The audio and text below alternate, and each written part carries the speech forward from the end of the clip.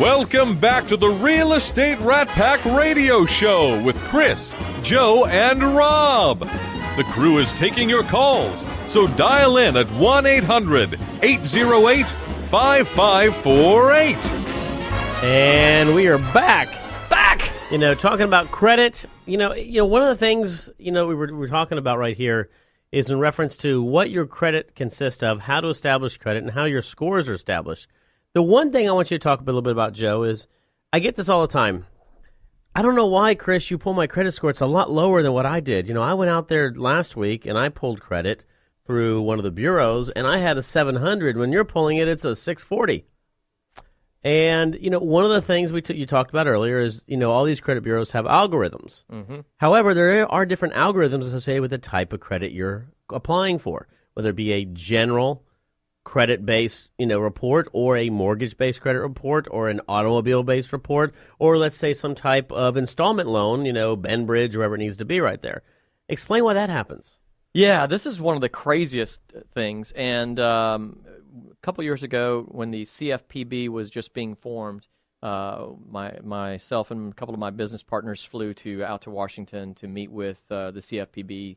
At that time, they hadn't appointed the deputy director yet, Richard Cordroy, but we met with the assistant deputy director, who was at that time the head of the CFPB. Right.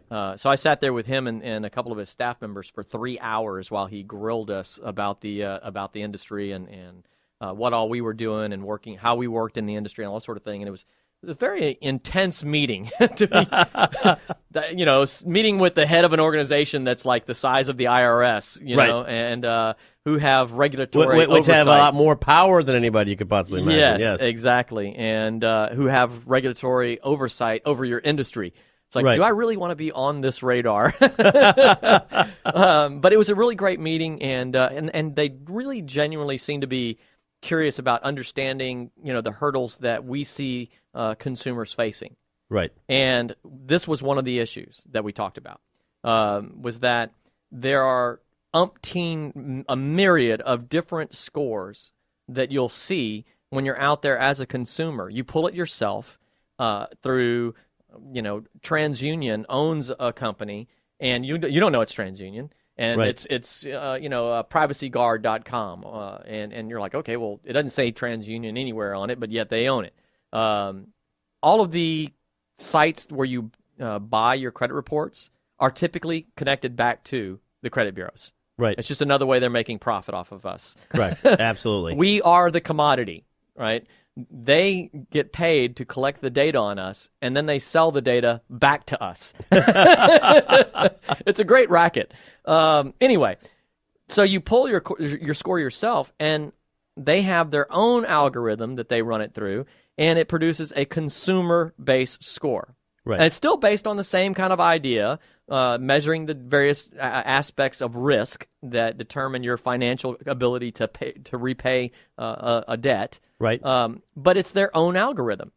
The most common one that is used in the lending corporation is from Fair Isaacs Corporation. Right. FICO score. FICO. Right. That's what lenders pull. The only place you'll get a FICO score is myfico.com, right, as a consumer. And you'll pay through the nose for it. You'll pay about $60 to get a tri-merge report or all three scores. Right. $60. Whereas if you go through any of these different consumer sites, you'll pick up, a credit report. We use a company. We use Privacy Guard, for instance. Right. $14.99 for all three. Actually, you can get it for $1 for a 14-day trial period, and then they want to do a monthly, $14.99 kind of thing, which I actually recommend because it allows you to monitor your credit and to activity see associated with it, what's going on, and whether or not you've had anything new come up. So it allows you to track what's going on. I actually use it for both my wife and I. Right. So I do recommend it. But what happens is you end up getting all these different sites have their own scores. And so the consumer pulls a report, and they're like, oh, well, I've got a 700. And then you pull a FICO score, and it uses a different algorithm, and now you're at a 640. And it gets even crazier when they use different score ranges. Right. You have a 300, a 350 to a 850 credit score range, but now you go pull a true score, and the true score has a range of 900. Right. So, that's where I've ran into people that say, oh, yeah, I had an 870, and I'm like, okay, well, first of all, that's not possible. And it's some score model that had a 1,000-point range. Right. And when you go pull their actual credit score from FICO, they're actually in the 600s. Right. So you have all this confusion. Well, the CFPB, the very first report that they released was on this issue and how it's causing consumers so much confusion that it negatively impacts their credit. Because what happens is they'll think that they're doing a good thing by checking their scores themselves. Now they look like, okay, you know what? I'm in a range where I could go buy that home, or I could go buy that car now. And so now they go apply, you pull their credit, and they're like, oh, look, your scores are not where they need to be. You can't get a home. Right. So they end up pulling their score and getting a financial report when they wouldn't have in the first place if their consumer report had been in line with a true FICO score. And we see that all the time. I mean, it's one of the most common, I would say, misnomers that we see out there is an individual was out there, they looked at some type of credit score, on a free website, myfreecredit.com or whatever it needs to be, and then they come to me and say, I am finally at a level to be able to buy a home. And I look at it and I go, no, you're not. And they said, no, but I just looked at it online. And you know what? Unfortunately, that's the way things happen. I mean, things, the way these systems are set up. And don't get me wrong, I am a proponent of a good credit system. I am not a proponent of a credit system, though, in which you have no ability to impact anything associated with it. Yeah, the crazy thing about the credit score, even like with the reports thing, is that you end up with even different algorithms based on the type of loan that you're going to pull. So if a mortgage lender, like Chris, for instance, pulls your credit, that score, that FICO score, is weighted towards home loans. And if you go apply for a car loan, the car loan credit score will be weighted towards a car purchase, which from the lending side makes complete sense. From the consumer side, it's crazy and confusing as all get out.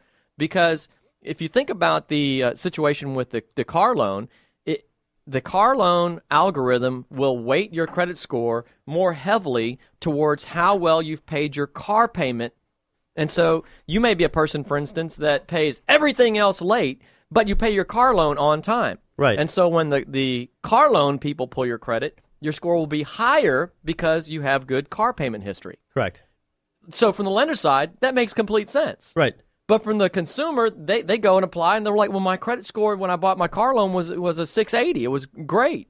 When I pulled it with you to get my home loan, it was at a 610. How come it's such a huge difference? Right. It's like, weighted associated. Exactly. And because you're looking at the report and going, well, Mr. Customer, because the only thing you pay on time is your car. So, that's the craziness with the different scoring models. You're stuck in a situation where, from the lender's perspective, they're the ones loaning money. They're the ones saying, hey, I'm the one that really needs to know the score. Right. Right. And so the score should be for my advantage.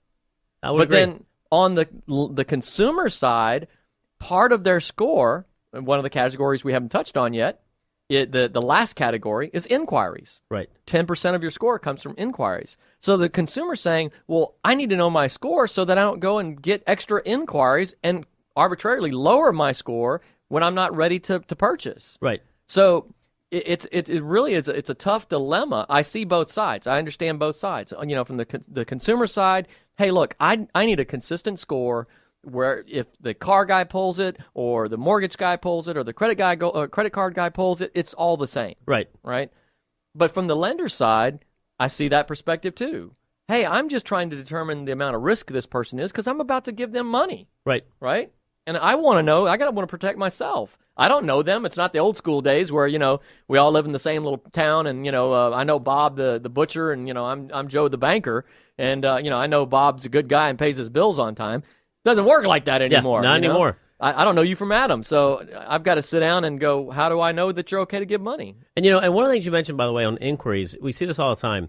Individuals will walk up and say, hey, I want to go ahead and apply, but I don't want to have an inquiry on my credit report. And I tell everybody all the time is, listen, credit is made to be shop. If you want to get good credit, you have to be able to go out there and shop. You have to be able to go out there and have a mortgage company pull your credit report, have an automobile company pull your credit report. It's when all those things are done in conjunction with each other. You're trying to buy a home, you're applying for a Sears credit card for a new refrigerator, and you're buying a new car at the same time. All those factors together are really what's hurting your inquiry line. So a lot of times it's a matter about getting out there and knowing how to inquire, the time frames associated to inquire, and also don't be afraid to look at your credit. Because a lot of times, if you're not looking, as you mentioned right there, you're going to be blindsided when you actually do go out there to try to find something. Absolutely, and I will say this, which I alluded to earlier, that I myself and my wife both monitor or have an active monthly service where we monitor our credit. Right. I know that those scores may be different than what a lender sees. They typically are at least similar. Right. Commonly, they're within 10 to 20 points of what a lender's report will be. Right. Plus or minus. They can be higher, they can be lower. I've seen them lower.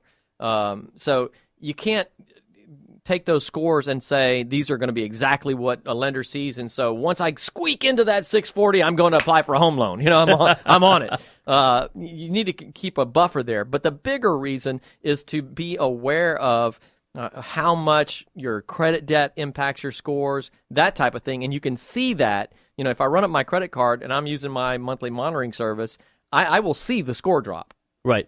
I can have a tangible connection to that score versus the amount of debt I have. So when I'm paying down the debt, you can see the score go up and track that history. So it helps you understand how credit works, and it gives you at least some a basis to know what your spending activities and how you pay your bills, those kind of activities, what impact that has on your score. Right. I would absolutely agree. And, but it's one of those things is you have to be, as you mentioned, a good steward of credit. You have to understand how the credit system works. You have to also understand what your score consists of, and then act appropriately associated with where you want to be. And, and there's I tell everybody else all the time, though, is that if you do the right thing, pay your bills on time, maintain low balances, don't go out there and buy a whole bunch, maintain longevity, sort of like an investment account, right? Invest for the long term. Yes. You're going to be fine. 90% of your score right there is covered. That is correct. There's only, the amount of debt thing is the one that probably sneaks up on folks the most. Right. And I know we're coming up against a break. I want to touch on that on the credit card side, because it's one of the areas that even people with good credit, there's behaviors that you can do that will really dramatically negatively impact your credit, even when you think you're doing the right thing. Well, we will talk about that when we get back after the break. Stay tuned. We'll be right back.